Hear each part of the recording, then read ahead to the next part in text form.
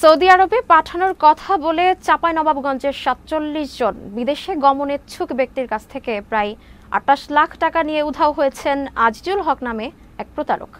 ১ মাসের মধ্যে বিদেশে পাঠানোর কথা বললেও ৯ মাসেও হয়নি কোনো ব্যবস্থা। ঋণ ও বিভিন্ন স্থাবর অস্থাবর সম্পত্তি বিক্রি করে টাকা দিয়ে পথে বসেছে অর্ধশত পরিবার। প্রতিনিধি মোহাম্মদ আলমগীর হোসেনের পাঠানো তথ্যচিত্রে ডেস্ক রিপোর্ট। আমাদের জীবনের ইতিহাসই পাল্টে গেছে। আমাদের জীবনের খাতা যেটা একটা সুন্দর জীবনযাপন হয় না, আমাদের জীবনযাপনটাই নষ্ট হয়ে গেছে আপনার টাকার জন্য। দীর্ঘদিন ধরে হজ কাফেলার মুয়াল্লিম হিসেবে এলাকায় পরিচিত মুখ হাফিজ কারি মোহাম্মদ আজিজুল হক। চলতি বছরের শুরুতে সৌদি আরবে লোক নিয়োগের বিজ্ঞাপন দেন আজিজুল। বেতন মাসে ৭০,০০০ টাকা। ওই বিজ্ঞাপন দেখে আজিজুল হকের ব্যাংক অ্যাকাউন্টে জনপ্রতি ৫০,০০০ থেকে ১ লাখ টাকা করে জমা দেয় বিদেশ গমনেচ্ছু ভুক্তভোগীরা। ১ মাসের মধ্যে বিদেশে নেওয়ার কথা থাকলেও গত ৯ মাসেও হয়নি কোনো সুরাহা।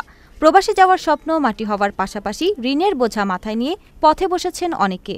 তিনি আমাদেরকে প্রতিশ্রুতি দিয়েছিল যে আমরা তাকে ১ লাখ টাকা দিব, সে আমাদেরকে বিদেশ পাঠিয়ে দিবে, সেখানে আমাদের বেতন হবে ৭০,০০০ টাকা, একটা হোটেলের মাধ্যমে পাঠাবে, এরকম কথা বলে ধরেন কি যে আমরাকে বিভ্রান্তিতে ফেলেছে। আমরা বুঝতে পারিনি। আমি ১ লাখ টাকা দিয়েছি নিজে, আর আরো আমার সাথে অনেক মানুষ যারা দেখতে পাচ্ছেন তারা দিয়েছে অনেক টাকা। কেউ ৫০,০০০, কেউ ১ লাখ এভাবে টাকা দিয়েছে। এই টাকা লেগেছে এখন নিখোঁজ। এখন তার আজিজুল হককে এখন তার বাড়িতে আমরা মাসের পর মাস, দিনে সপ্তাহের পর সপ্তাহ ঘুরতেছি, তার দেখা পায় না, যোগাযোগ পায় না। তার বাড়িতে তার স্ত্রী বা ছেলেরা আমাদের সাথে প্রতারণা করছে, ওরাও কিছু খোঁজ খবর রাখে না। হাজি তো হাজি না, আসলে সে চিটার। এখন বর্তমানে আমরা বুঝতে পারছি তার কাছে আমরা কথাবার্তা শুনে আমাদের মনে হয়েছিল যে আমরা ভালো বলে আমরা তখন তাকে টাকা দিয়েছিলাম প্রায় ধরে গিয়ে ৪৫ থেকে ৫৫ জনের ঋণে। আমরা ধরেন গিয়ে বাড়ি থেকে পালিয়ে বেড়াচ্ছি, অথচ ওদের বাড়িতে বাড়ি করেছে, গাড়ি কিনেছে, ফ্ল্যাট বাড়ি করেছে, এসি লাগাচ্ছে, অথচ ওরা ভালো মন্দ খাচ্ছে, ভালো মন্দ থাকছে, কিন্তু আমাদের ভালো মন্দ থাকা খাওয়া সব কিছু হারাম করে দিয়েছে। প্রতি সপ্তাহে ১ বার ২ বার করে আশাই লাগছে, কিন্তু কোনো দেখা পাচ্ছি না, টাকার কোনো হদিস পাচ্ছি না। এই জন্য আমরা সব প্রশাসনের কাছে সাহায্য প্রার্থী।